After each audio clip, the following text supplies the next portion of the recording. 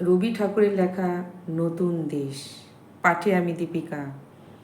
নদীর ঘাটের কাছে নৌকা বাঁধা আছে, নাইতে যখন যাই দেখি সে জলের ঢেউয়ে নাচে।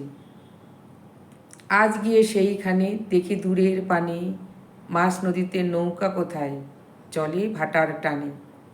জানি না কোন দেশে পৌঁছে যাব শেষে, সেখানেতে কেমন মানুষ থাকে কেমন বেশে। থাকি ঘরের কোণে, সাত জাগে মোর মনে, অমনি করে যাই ভেসে ভাই নতুন নগর বনে।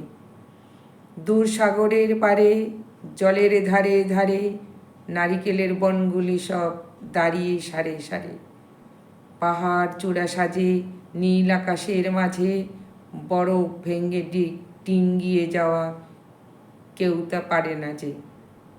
কোন সে বনের তলে নতুন ফুলে ফুলে, নতুন নতুন পশু কত বেড়ায় দলে দলে। কত রাতের শেষে নৌকা যায় ভেসে, বাবা কেন আফিসে যায়, যায় না নতুন দেশে। নমস্কার।